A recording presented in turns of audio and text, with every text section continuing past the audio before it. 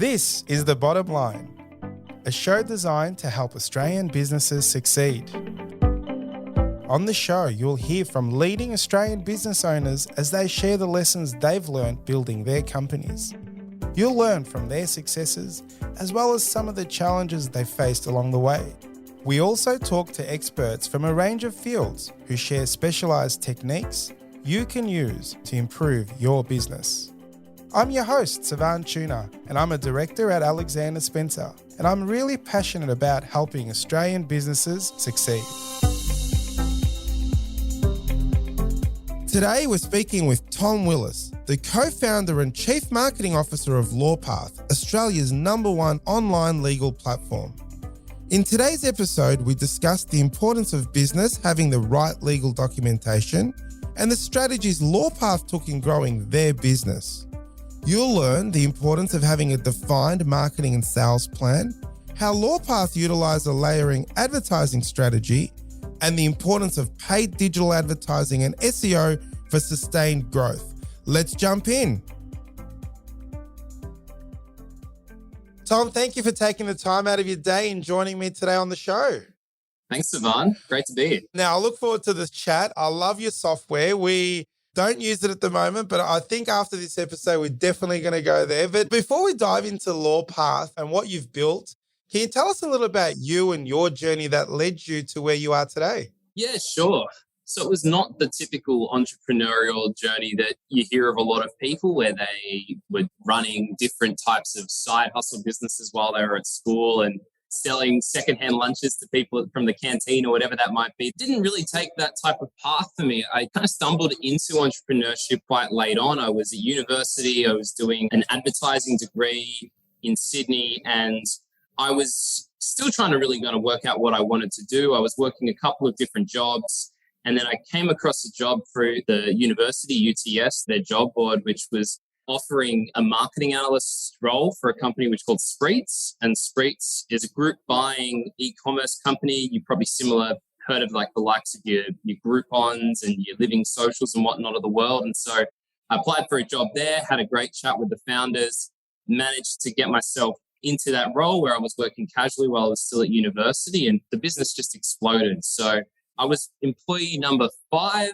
When I joined was in August 2009, and by February 2010, the business had sold for $40 million to Yahoo 7. So wow, it was just this absolute rocket ship journey, and learned a ton through that, got exposed to a lot of things and really smart, intelligent people in a business that was just absolutely taking off. And I think it probably, in a lot of respects, gave me this little false reality that when you run a business, this is what always happens. You go really hard for a couple of months and then you get to reap a reward at the end, and then you have a couple of massive parties to cap things off. But from there, went and worked in a number of different roles. So stayed at Yahoo 7 for a while, then moved into a couple of other industries, spent a bit of time in the online gaming world working for Tom Waterhouse. Then moved into working in the B2B space. So spent a lot of time with companies such as Getty Images and iStock Photos. So in the the stock photography world.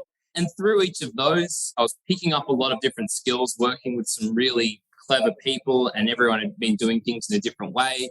Tom Waterhouse was it was a family-run business, so got to work really closely with Tom himself and their family, and had developed a really great, it was kind of half startup, half family business, and there were a lot of great experiences to take out of there. And then moving into Getty Images, which was a much more global company, larger, there were different layers of process and bureaucracy and organization, and there was a lot to learn out of that as well, and particularly in some of the things that they did around things like partnerships and whatnot. But I kind of realized through doing that every time my role gave me a little bit of what I was wanting to do from, I suppose, like a marketing and a discipline perspective, but I'd always wanted to kind of go beyond what I was able to do within the role. So I'd find myself starting up my own blogs, creating my own online communities, buying businesses, and trying different things out to try to continue to grow that skill set out. And so I did that for a while, worked out that I was quite good in the digital marketing space and really found my calling there, started doing different workshops where I was teaching digital marketing. And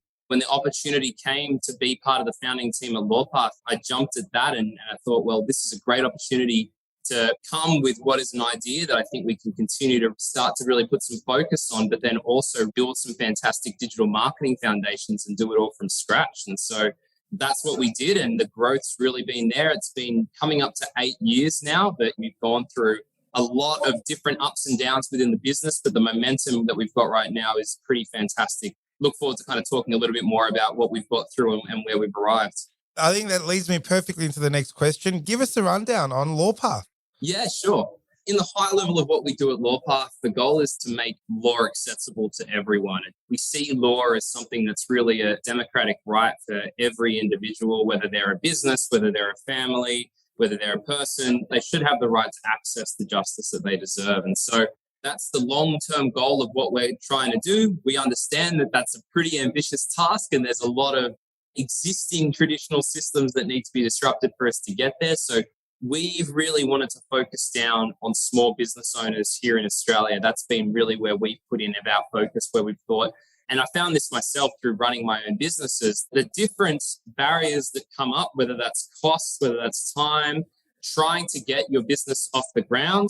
You spend so much in the way of protection and compliance that it often then leaves you a little bit short on then the resources, the time and the money that you should really be allocating to growing your business. And so that's what we've really tried to solve at Lawpath by using technology to allow businesses to start for a fraction of the cost, offer them the access to the legal services that they need through legal documentation and legal advice on demand, and make sure that they've got that protection there without compromising on really being able to grow their business at the same time. It's such a good solution that you're going to SMEs for, because as an accounting firm and an accountant that advises into the SMEs, what you find, we attract those high growth style clients, and they might be in year 2, 3, 4 of their business life journey. And what we find is you do the interview, new client, and you ask them all these questions around, do you have employment agreements? Do you have a shareholders agreement? What are your T's and C's with your customers? And a lot of them, they're not done well, because at startup phase 2 to 3 years ago, they either didn't have the money or the time to put into those things. So they've done it off the back of a tissue paper on handshakes. And then they get to a level where some of these things are difficult to do after the fact. So what you've built there in Lawpath, allowing SMEs an easy access to documentation and doing things that in the right way, is amazing. I know the SME market is looking for that. And I'm sure you guys have been successful in attracting the startup community as well. Yeah, most definitely. It's really interesting as the journey had progressed. Initially, we had the idea of what the addressable market was going to look like, and there's billions that goes into small law. I think it's around the $14 billion mark in terms of where that currently sits in where small enterprises are engaging with law firms on the smaller side of things. But the really interesting thing as we've gone through this journey is identifying, as you said, this whole area of businesses that aren't actually even accessing legal support just because quite simply they can't afford it or they don't know where to start. And so we have looked at the name and trying to label this as something like tiny law, where you've got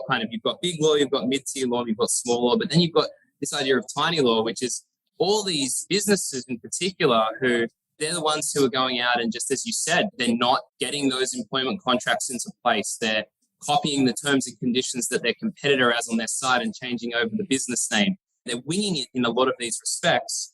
And the reason that they're winging it is because they're trying to save costs, and there's all these different priorities that they have in their business. And they think, well, I can try to take a little bit of a risk here and hopefully something doesn't happen and I don't have somebody push back on anything or have issues with clients or employees or whatnot. But there are a lot of examples of where that then has really come back to hurt the business and can really lead to the downfall of the business as well. So the way we look at it is, if we can help these businesses that, if not for a solution like Lawpath, they would just have nothing in place and they wouldn't look to put anything in place. They're really the businesses that we're going after, 10 employees or less who want to be able to grow their business. They want to keep compliant, but they just haven't quite had the resources to be able to do so. And we believe that if we can get this right, we can ultimately lead to more businesses being successful, more businesses growing, more people being employed. It's a win-win for everyone. I love it. And the question here is, when you guys were planning out the business model for Lawpath, was the idea at all to disrupt the legal industry, or were you more focused on an area that was underserviced to then be able to service into them? Or you're like, hold on, we can do this differently and really disrupt the space. So what was the conversations like in the early stages? Yeah, so we've got a founding team of four, two from a legal background, two from not a legal background, and I'm one of the ones that doesn't come from that legal background. And I think in a lot of respects, that was really advantageous for us. I think if we were all lawyers, we wouldn't know any different. We wouldn't know how things can work because we hadn't had that same exposure to different systems, to different industries and the ways that things could be done. So when we looked to start out, we had a couple of different products that we ran. Initially, the first thing that we were trying to do was basically our business model was focused on connecting up businesses with lawyers. And the model was where the lawyer would pay us, and it was almost like a lead generation service. So they would pay us a subscription fee per month to access leads. We would then use digital marketing tactics to attract businesses in and say, you can ask questions to these lawyers for free, have an initial consultation, and then if there's ongoing work from there, you two can have that arrangement. So it was worked as that kind of that matchmaker lead generation service. But it became really apparent as we started that. And I'm actually really glad that we started on that as the first way that we went. We just had open text fields, and we were learning very, very quickly that people were after a lot more in the way of documentation. So that then became a really big focus for us, is making sure that we could get to a point where we could automate a lot of the business contracts that businesses were going to need, that were typically the ones that were kept in the vaults and the filing cabinets of lawyers. And if there was a way that we could simplify them while still keeping them, in their integrity very high and making sure that then they were accessible to businesses. So that was another path that we went down. And then the other piece was eventually we found that the model with requesting the business to get that free question and the subscription, the better way of potentially doing that was moving more into the way that a lot of businesses are familiar with now, which is the marketplace model. And that's where we moved to, where the businesses that were coming through and requesting to have legal support, by shifting to a marketplace model, you got rid of a lot of the people who were just after free advice, time wasters and whatnot. These people then said part of it was asking what their budget was and what their expectations were around that. And then the lawyers were much happier too, because they were dealing with a better caliber of clients. So there are a couple of different shifts that we made along the way to try to move this through. We took a lot of influence from overseas, a lot of businesses in the US, in the UK, and a lot of the Western world that have started to make that shift of taking the legal systems that exist in their country and then being able to make them more accessible through the use of technology. So there were lots of learnings that came there, and we felt like we arrived on a really good combination of legal services that were going to help any business no matter what stage they ended up in. And you've kind of touched on a little bit here with technology and the documentation vault, but how does Lawpath able to deliver its service at a much lower price than traditional legal firms? Because of all the service providers out there, the lawyers are the most expensive. So how have you been able to cut the cost and actually deliver it to the SME market? Absolutely. So we found that there's a couple of things that have really allowed us to do that. One is that we have found that there's really a sliding scale, that once you get to a certain level of usage and of people who are using you, that the efficiencies that then you can bring in start to improve and improve. And so, I think with anything, and I'm sure you've talked about this previously on the podcast with guests, is the idea of a Pareto principle, an 80-20 rule, that there's 80% of your business is going to come from 20% of your effort or your stock or your products or services or whatnot. And I think it's been very similar for us. We've identified that while there's a great array of different legal services that a business might need, there's a couple of core consistent ones that come up time and time again. So if we're able to hone in on making them accessible for a business, then it puts us in a really good spot. So that's been something we've been able to focus on, being able to then improve the efficiencies that are coming into there over time. And the other piece is really looking at the areas where the technology can eliminate the need for further hand-holding and further work needed from a service level as well. So a lot of the work that has been done on actually completing legal contracts in a lot of respects is actually getting somebody to fill out the different templates that are available and the admin of going back and forth with those details. So by changing that so that the business owner is the one who's actually then completing that initial level of information into the documents, it means that it cuts out a lot of the time that a lawyer will need with a client, but it's actually a lot of the time that a lawyer wouldn't really want to be spending with the client anyway. It's the admin side of it. It's the very kind of low value and not great return work as well. So by being able to allow businesses to do that, it means that the power comes back into their hands. They're able to create those documents, get them to a level where they're at something which is, it's going to be useful for them if they're a standard type of business, and it's going to be something that they can use. If they're a business that's got different types of, they maybe got quite a unique business model and they've got a different set of circumstances unique to them, it then allows them to say, hey, I've got a base level document that I've completed. I'm going to now go and speak to a lawyer on Lawpath. I've done a fair bit of the heavy lifting through the software. Now the lawyer can just add on those extra pieces, check over the clauses, make any revisions that are necessary to suit my specific business model. So by allowing the software to take out a lot of those repetitive tasks, it means that the business is able to save in the long run. And it just becomes a game of numbers then. The more businesses that are coming along, the more you're learning about how things are going to work, the more you can optimize this in a way that's going to suit. Can you maybe tell our audience and listeners sort of roughly the costs? Because obviously the part of the service offering is documentation. The heavy lifting is done by the business owner, maybe filling out some forms. And then there's a component where a lawyer does come into the play, depending on what the circumstances are.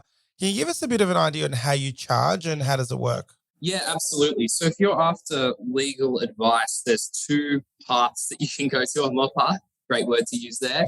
So you can go down actually the path of, as I mentioned before, the marketplace, where you can actually put in a request to a lawyer and say, I'm looking to get a contract reviewed, or I'm looking to get something set up. The lawyers will then, we have a network of over 1,000 lawyers across Australia. They will come back and say, this is how much I will charge for this. It's all done on a fixed price. So you know exactly what that's going to cost and what that scope of work looks like.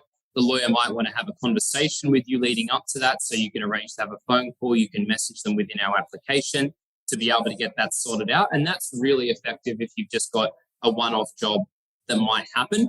Where we see, and then one of the biggest growth areas in our business is we've started over the last 2 years offering a legal advice on demand subscription product. And so the legal advice on demand subscription, we call it the legal advice plan. It allows a business to be able to access unlimited 30-minute consultations with lawyers from our network. And so that means that whenever you have something that comes up, you can pick up the phone, you can arrange to book in a consultation. Usually you can get that within 24 hours and speak to a lawyer about your matter, and they can advise you what the next steps are that you need to take. So typically you can see lawyers charging in excess of $600 an hour typically for service. So this service that we have through the legal advice plan, you can get unlimited access to those 30-minute consultations for just $14.40 for the year. So really, really competitive in how we're able to offer that. And that really just means that it becomes, in a lot of respects for these businesses, I'd like to think a bit of a no-brainer, where they know they've got that security blanket of, if anything is to happen within my business, I've got a lawyer who's just a phone call away to be able to support me and talk me through what my options are. And does that mean the phone call is also to a specialized lawyer? So if I've got a question about a property matter, I'll generally get someone that specializes in maybe property law versus an employment query, and it's an employment law. Is that what happens? Yeah, that's exactly right. Well, how good's that? Because sometimes someone has a relationship with a generalist but doesn't have all the elements of it. So this actually is, for $14.40, it is a no-brainer, I would have thought. And actually, getting the right lawyer for the right question is probably the added value there, which is amazing. Yeah, absolutely. Something that, as I've gone further down all of what we've done with Lawpath, it's something that I've really noticed a lot of, is what you mentioned, is that idea that, yeah, there's not a one lawyer that is going to be suitable for everything that you're going to have in your business. You know, if you're looking for support on intellectual property, it's best to find a lawyer that's going to suit you there, whether you're looking for things around, whether that's franchising or property, as you mentioned. You really need to find a lawyer that's going to be able to assist you in their area of expertise. And so I think in a lot of respects, we probably have to change that thought process on lawyers for a lot of businesses and the layman to a degree as well. It's very similar to how you would with doctors. You can have a bit of a generalist doctor who might be a bit of a GP and jack of all trades and be able to help with a range of different areas. But a lot of the time, what you're really going to need is a specialist. You're going to need somebody who's going to be able to, whether that's a dentist or a physiotherapist or an anesthetist or you need to find somebody who's going to be able to specialize in that area. And I think it's very, very similar for the law. And a lot of the time businesses don't realize how easy it now is to access being able to speak to those lawyers in those set areas. So we try to make it as transparent as possible for them. We offer, these are the areas of law that they have expertise in. This is their reviews. This is the feedback that they've received recently. So you've got a really good idea of what's the best path for you to take. Yeah. And as a chief marketing officer, how do you articulate to your audience that they should use Lawpath over engaging a lawyer direct? I mean, obviously costs, we discussed that a little bit, but why would they use Lawpath other than going direct? Yeah, it's a good question. I initially thought that cost was going to be the be all and end all of this. And we could just say, look how much that you could save on different areas. And I think that works when you're offering a very much to like service. But when you're trying to, in a lot of respects, create a new category, you've got technology that the market isn't particularly used to, you really have to consider that there's not that same level of trust that somebody is going to have. And so what that means is that a lot of people, especially in the early days of Lawpath, they'd say, well, the cost is good. It looks like it's very affordable, but I'd actually rather just go and speak to a lawyer because I know they're going to hold my hand through it. They're going to talk me through that. And that's what everyone else has been doing. So that's the way that I'm going to go with this. So it really took for us quite a big mindset shift. And what we really needed to do in a lot of respects was get people to just have access to the products and service that we had, particularly the legal documents, and seeing how easy it was to create those. So we spent a lot of time building out our acquisition engines, making sure that we were covering any type of legal document that we service, that if somebody was chucking that into a Google search, that they were coming across articles we'd written about the documents, actual specific product pages about the documents, and using that as a way of then being able to say, try us out. We offered freemium model. We still offer a freemium model where you can create your first legal document for free as a way of trying it out and seeing if it's going to be something that's right for you. And that was fantastic for us because we could get people to try us out. We'd say, let's get your feedback. What did you think about the experience?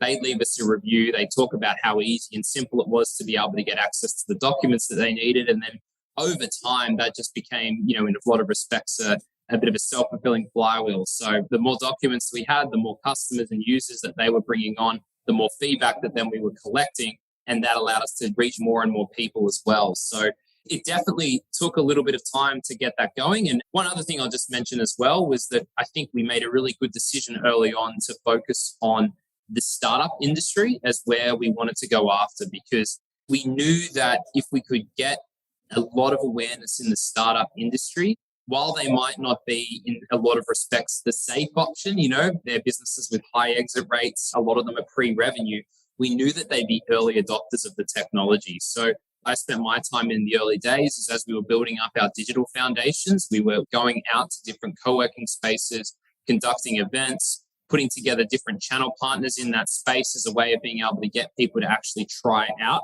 our different products. And we were really fortunate that they were a lot easier to get over the line because they were wanting to try out these new and exciting technologies. But the interesting thing is, I talked about price, the new businesses, they don't have that idea of expectation as well. So a lot of them thought, $300 for a year to get access to legal documents, that seems really expensive. And then you had the alternative, which was people who were saying, I've just spent $10,000 getting my shareholders agreement sorted. I wish I'd found out about you about 3-4 months ago. So it all came down to, that level of expectation. But I think because we had that kind of two-pronged of building those foundations in one area and then getting those startups to adopt us and try us out, I think over time we were able to build more and more of that trust. And then once we got to a point where we were in lockdowns, COVID-19 happened, that was where we saw, in a lot of respects, a really big shift in that consumer behavior as well. Yeah. And you kind of touched on it a little bit, but it is a very technology-driven business and service offering. And I would imagine that a lot of your clients, I'm assuming, are the younger entrepreneurs that are comfortable with technology. Is that a fair comment to say? We have found that a lot of where we invest our product and user experience time is really making sure that we have an accessible product that anybody can use. We've seen, interestingly enough, over the last 12 months, we've actually seen a really big jump in businesses being started by entrepreneurs of 60 or older, which has been a really interesting thing to do. I know we've got a couple of clients in their 90s. We've got quite a big mix. But typically I would say that we lean towards, the younger generation of businesses that are using us. About 40% of the businesses that are using Lawpath, it's their first time running a business as well. In the early days, it was very much more like 80% of the businesses, but that's definitely shifted over time as more people come in and out of running their own businesses and starting new things as well. But yeah, I would say overall it tends to shift a little bit to the younger side. And have you been surprised at all by what would you consider young these days that are going to jump on Google, do everything online and be very focused on tech? I mean, currently the age profile, where does it shift towards where technology scares some of these consumers? That's a really good question. Yeah, I'd say probably around the kind of 50 to 60 age kind of ranges is where we would see that. It's probably not fair to cast dispersions on a whole age range of individuals because everybody comes at things from a different level and proficiency there as well. I think what we found is that a lot of the businesses that still need a little bit of assistance or need a little bit of education, typically the ones where they've been in one business for a long period of time, that might be, a decade or more, and then they've gone out to start a new business and they've got a lot of preconceived notions of how things should be done in the early stages. Well, what we find is when it's somebody who's starting a business for the first time or they've run multiple businesses in a relatively short period of time, they're much more across how things can be run and doing this online as well. So I think a lot of that comes into not just age, but kind of age of business. Yeah, agreed. Now, I couldn't do a podcast with you, Tom, without jumping into some marketing and you giving a little bit of your marketing side of it. Now, Lawpath's been super successful and grown really quickly. Can you tell our listeners the growth journey that the Lawpath has gone through? And you as the Chief Marketing Officer, the techniques that you've adopted with your marketing team to get this business to grow so quickly? I've been thinking a lot about this, kind of looking back retrospectively at what we did and what we were really happy with what we did. And I think one of the things that I look back on very fondly is that when we were starting out, we would pick set areas that we really wanted to try to succeed in. We were very, very laser focused on what we were looking at. And so for me to begin with, I came from quite a strong search marketing background. I knew that we had a lot of legal documents that we were automating and had access to. So I felt that the best way for things to kick off the ground was trying to match the legal documents with what people were searching for. And so, we put a lot of work into building up our paid search foundations. And that was really successful. We were able to, improve a lot of things there. Once we got that to a point where we were happy with how that was going, the natural progression was then to say, well, if people are finding out about us through us putting ads in front of what they're searching for, what can we do to make things better from an organic search perspective? What can we do from an SEO perspective to then say, how can we get that same amount of clicks and also get them for free? So we can have a listing on the paid side of things. And then when somebody's searching for, let's just say it's a privacy policy document that we have, also then being able to find this from an organic free perspective as well. So a lot of work was then invested into that side of things. We built up those foundations where we had all of our documents covered to a certain degree from a paid and an organic perspective. And at that point, it's quite a difficult thing to then think of progressing into other tactics because SEO is one of those real long-term games, right? So we'd invested a lot into what we thought was improving our fundamentals across our website and particularly our on-page SEO. But we knew it was going to take us a bit of a while to see anything. And then the next piece that I wanted to go and I said, well, we've got all of the different documents that we've got covered. I think that there's a certain area that we haven't really addressed, and I don't think anyone to a degree has addressed particularly well, which was when people didn't quite know what they were looking for from a legal perspective. So there was the whole idea of somebody saying, yep, I know I need an employment contract. But then there was a step back, which was people saying, what do I need to do to hire an employee?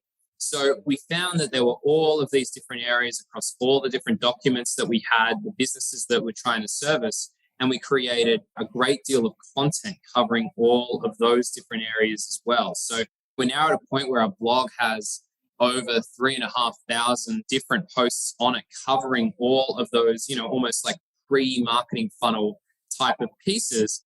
And it was, in a lot of respects, it's this whole idea of layering. And the way I've landed on how to explain this best is it's almost in a lot of respects like a cake, right? So you've got the types of layers of your cake that you're wanting to put together. And they're your evergreen, always on pieces that are going to bring you in a relatively predictable and sustainable amount of traffic, users, and business. So if you can continue to build those layers on top of each other, things then start to compound. And then if at different times you try a few little things on top of that, so almost like the candles of the cake, whether that's trying like a bit of brand activation, trying a bit of PR, trying to do something a little bit outside of your existing foundations, you might find that you get some really good success there. And then at some point that might become something that you want to layer as well. So it was really building that up over time. So we would be building these foundations. In parallel, we'd be trying a couple of these candles on the cake experiments, so to speak. So we were doing different bits and pieces around newsjacking. We had a great bit of success in putting ourselves into the media in different ways free and getting some great success there. We also did things like we'd run viral campaigns on online sites and forums such as OzBargain, where we'd put up a great deal and get a lot of people to jump onto that. So we tried a bunch of these different types of tactics and then really tried to work out what stuck and continue to build up those fundamentals. And I think that's put us in this really fantastic position where if you were to, in a lot of respects, cut off the head of the business, remove our marketing budgets, take everything away, we've still got such a great content and inbound engine that we'd still be able to bring a really strong stream of business. So in a lot of respects, to get there was focusing on each of these different layers and then being able to build them up over time. So I think in a lot of respects, it's not different to what a small business should be doing as well. I see a lot of small businesses, they don't put all of their eggs into one basket. They spread themselves very thin. Yeah, I agree with that. Yeah, they do a little bit of paid search. They want to be on TikTok because they think it's cool. Then they want to be on Twitter and Instagram and everywhere else. And they find themselves just trying to keep up with doing things for the sake of doing things. And I think that, in a lot of respects, it's really just stripping things down and going back to basics. Just taking the punt and spending money on the marketing and doing it. I find that some of the business owners, they just expect to grow their business just merely on referrals or just having the A board outside or a good signage or whatever it is and think that it happens. But I think the ones that are really good actually go out and invest time and money in growing it and be relentless in not giving up. As an accountant, I see many great businesses that have awesome products or services, but they do fail to grow the business or they don't reach their potential. What do you reckon are the common reasons for this? I mean, we mentioned a little bit about jumping and doing it. What advice would you give them where business owners have an idea or a great product, they're just not getting their potential? Is it a marketing thing? And what advice would you give them that you've been successful in many businesses and startups? What would you say to those guys? One of the things I can hone in on from my own experiences with Lawpath was that we found ourselves in a similar position a couple of years back where we were building a number of different products in parallel, and focus was a really difficult thing for us to look at because we thought one of these areas might take off and then we'll invest some more time and resources into there, whether that's the marketplace side of things, whether that's the on-demand legal advice, whether that's the legal document side of things.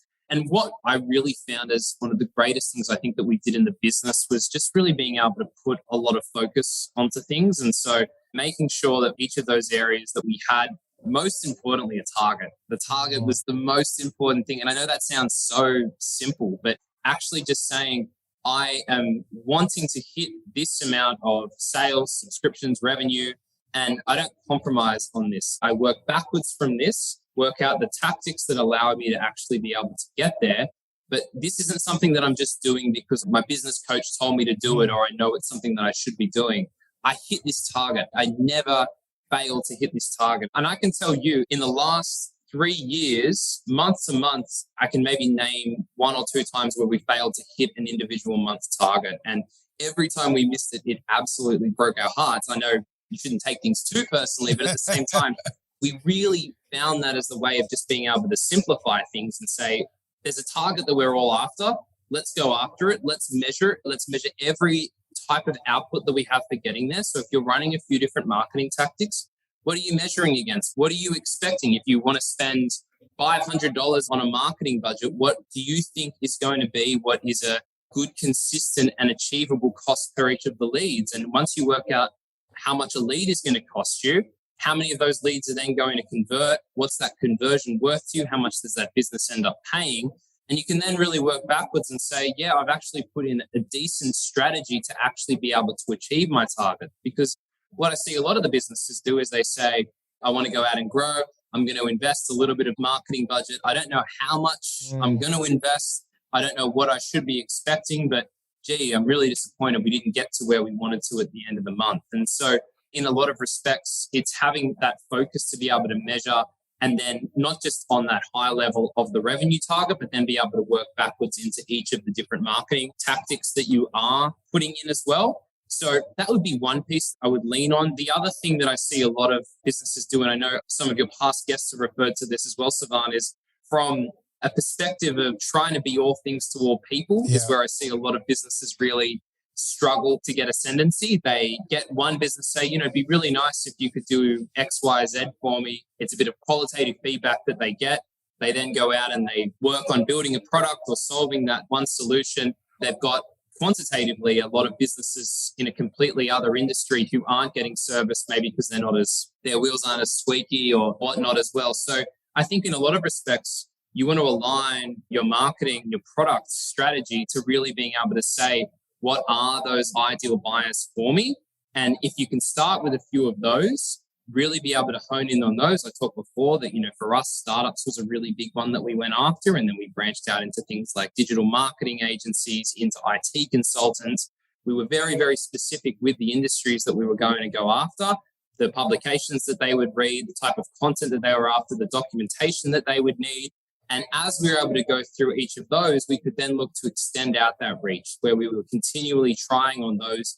And once you've done that a few times, you can build upon some of the foundations so that you're not having to do everything from scratch.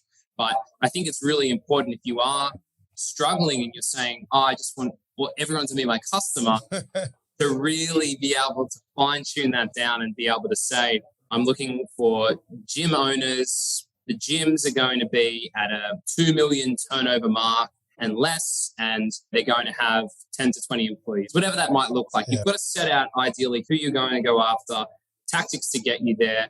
And I think overlaying that again with the measurement side of things, they're two things that any business can do. Very, very simple, but very effective. I totally agree with that. I have a saying, it's not my saying, I think I've read it or heard it somewhere. And in the marketing terms, it's that going inch wide, mile deep, as opposed to mile wide and inch deep. And someone told me that, and I'm like, that makes so much sense, because when you try to be everything to everyone, you just can only go an inch deep into that. Whereas if you've become that, like you said, laser focus, pick an industry, go inch wide.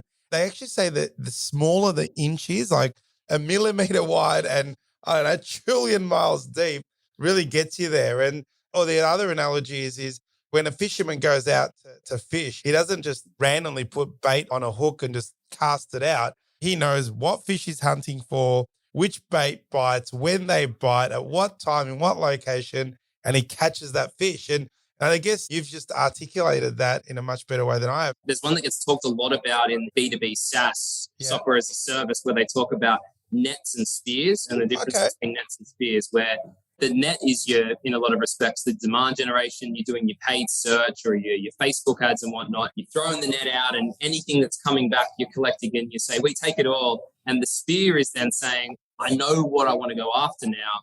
I'm going to hone in on that, and I'm going to put more efforts into targeting those who I know are of good value to me. So lots of different analogies, but it's all coming at that same moral. Yeah.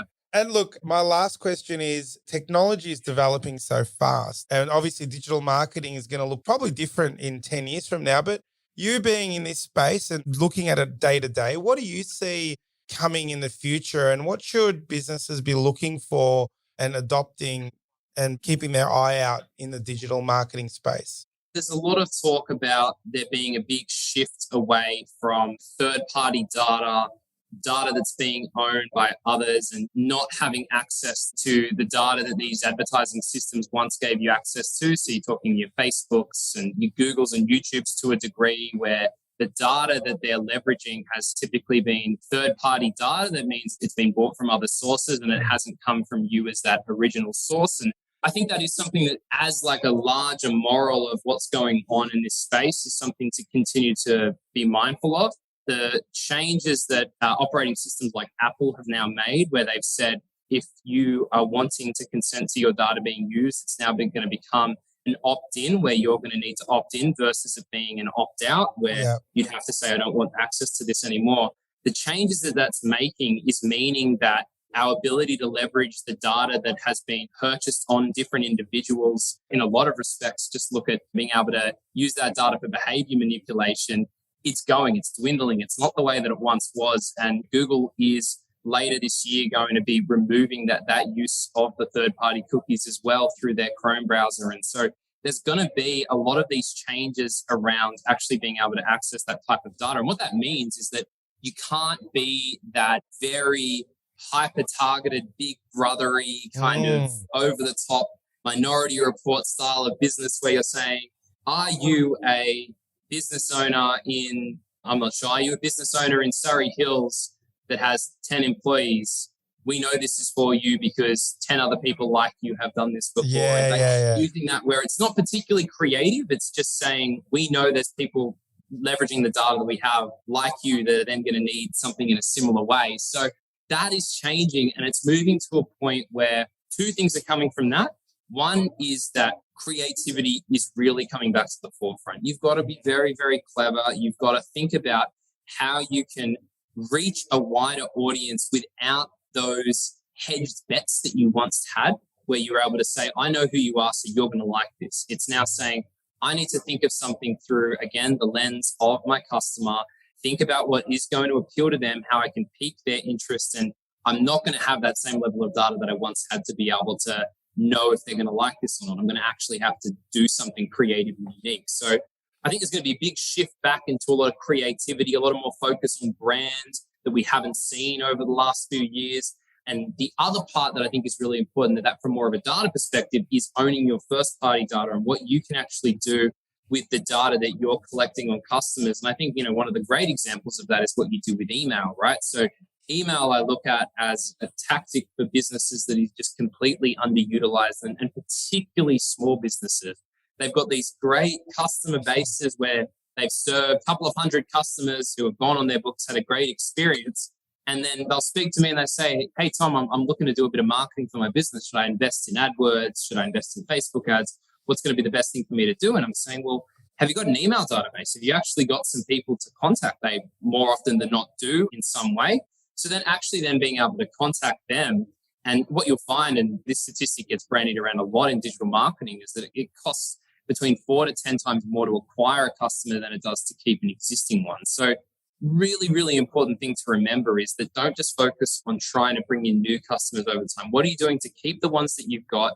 What are you going to do to retain them, to reach out to them and keep front of mind with them? And I guarantee you, if you're a business that hasn't reached out to your client base and then you go out and send them an email or do an SMS campaign, or you might do like a follow-up phone call campaign, you are going to see results. Unless your service completely sucks, you are going to see results. I agree with that. So that is something that you should be leveraging in that same respect. What is the data that you have access to on customers that then is going to be able to allow you to reconnect with them and show to them again how fantastic a service you can offer? That is brilliant advice. I'm inspired by that. I think, look, we're very lucky. We've got an awesome marketing manager here at the firm, and we do our best to communicate with our existing clients. And accounting is lucky enough to be able to be a touch point, but you've definitely, even then, have inspired me with that speech. That is on par. Tom, unfortunately, I've run out of time. I can talk about marketing with you for a while, and the Lawpath stuff with what you're doing there is amazing. So I want to thank you so much for being on the episode today. I wish you and the Lawpath team all the best for the future, and thank you for your time. Great. Thanks so much for having me, Sivan. Thank you. This is The Bottom Line, a show designed to help Australian businesses succeed. This podcast was produced by accountancy firm Alexander Spencer. At Alexander Spencer, we've been helping business owners realise their goals since 1952, and we play a pivotal role in developing, implementing, and supervising the business goals and strategies of our clients. To find out how we can help your business succeed, head to our website, alexanderspencer.com.au. To make sure you don't miss an episode of The Bottom Line, be sure to subscribe to or follow the show in your podcast app. And while you're there, leave us a 5-star review. It really helps others find the show. I'm Savan Tuna, and we'll be back next episode with more tips to help you transform your business. And that's The Bottom Line.